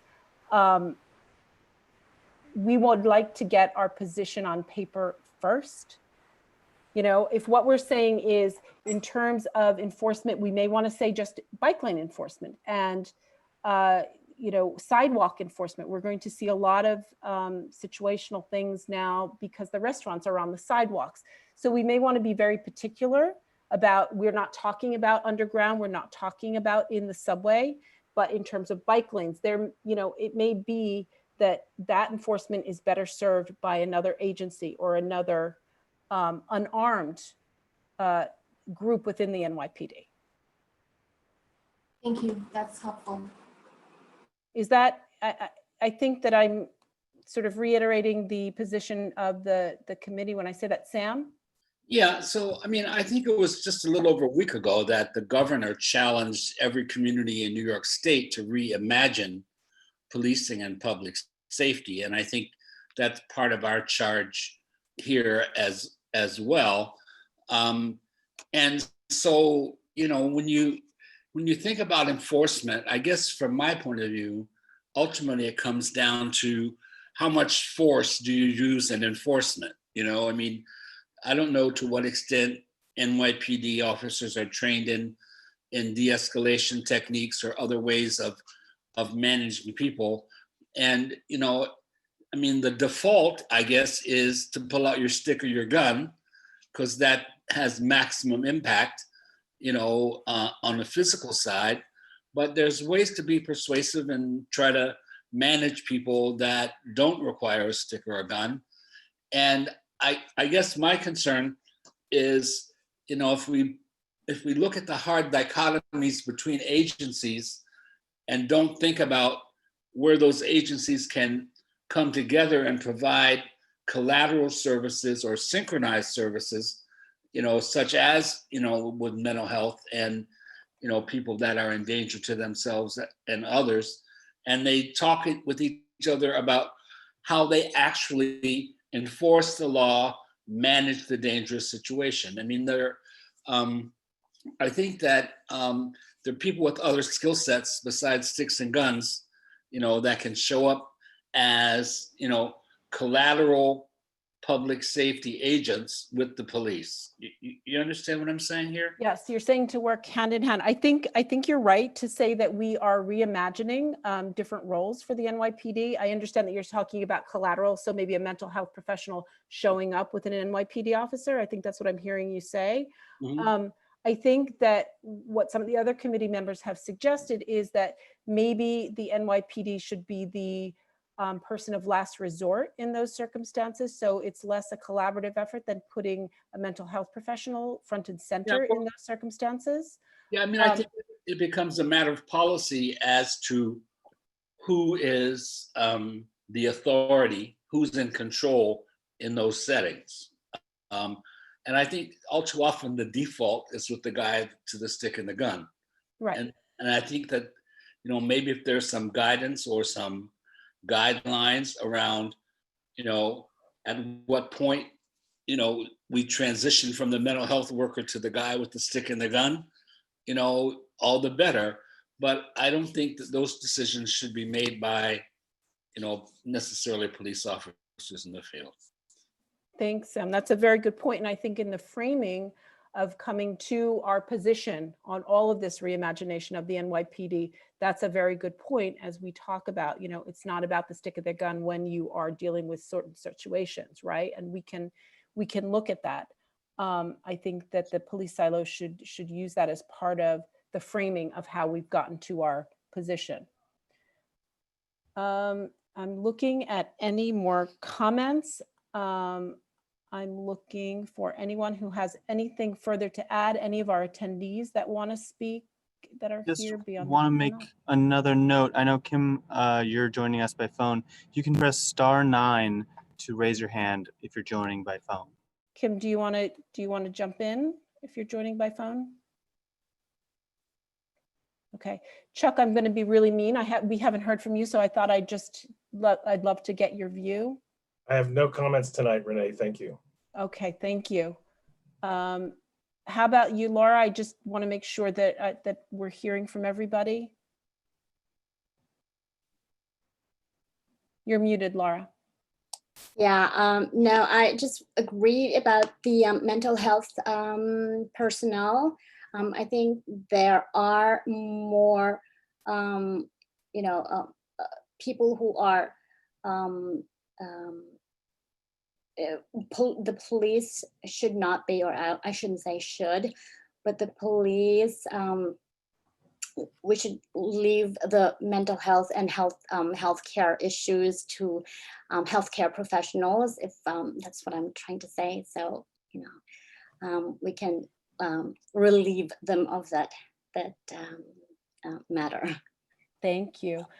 Again, all of this is a huge issue. It's not just about policing, because as we talk about giving, as Mary pointed out, as we talk about giving certain responsibilities to other agencies and other organizations, that also brings up questions, and that's part of the BECS as well. So each of the silos, as we move to say maybe the DOE should be responsible for school safety, those in the DOE silo for schools should be doing their research so that we can talk about those issues further right here. This is a big ball of wax, people, and they're all interconnected. So it can seem overwhelming because we're talking about so many things. But I think right now, if we frame our position, get our principles down, and have a resolution that we can use as a touchstone as we move forward in doing all the budget requests and all of the agency requests and looking at all the different issues that come throughout the year, it'll be helpful for us overall. Let me just see if anybody else has anything to say. Anybody else we haven't heard from? Evan, I don't want to call on you untold, but I haven't heard from you. Is there anything you'd like to add? No. Okay, or Robert, I just want to make sure that we haven't missed anybody out who wants to say anything. I generally have been following along. I've had some connection issues on my end, but you know, as you've articulated kind of the statement of principles, I think, you know, I'm in support of them.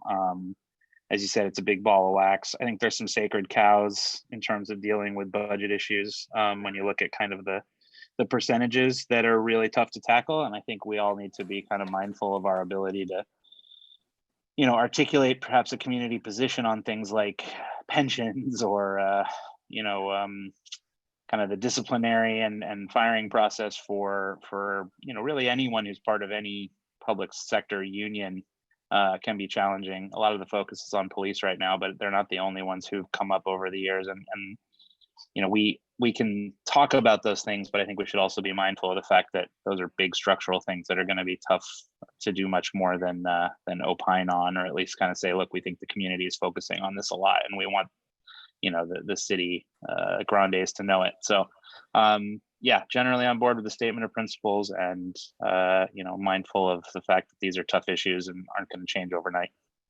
Thank you so much. You've made some good points. All right. With that, I think the way forward is our police CIRO, Joseph, who's spearheaded tonight. Thank you, Joseph. They will start to draft the set of principles, and we will iterate them amongst the committee so that we're ready for our next meeting. At our next meeting as well, the budget will have been announced. Joe Mafia has agreed to sort of break that down for us in manageable bits so that we can understand it. Thank you, Joe. And Kim McCall is looking with her group at education and what's going on. She's been following along with all the different things that are happening with education in the city given the pandemic. So there's a lot of things for Bex to be looking at. Everybody should be talking to the members of their silo and doing, you know, the due diligence on those issues, because as I said, the budget process starts again on July 1st, and we want to be ready. We have a lot to opine about.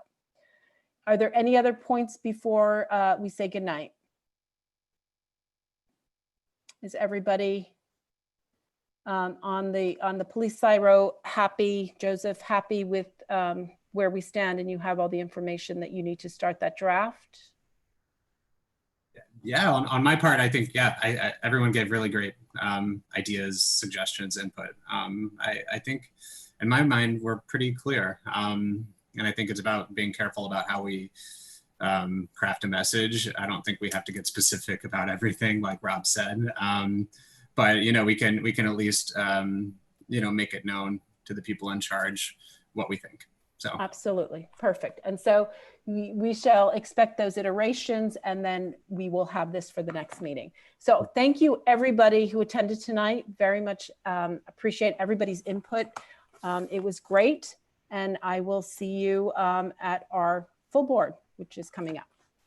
Thanks, Renee. Thanks, Renee. Thank you. Good night. Thanks.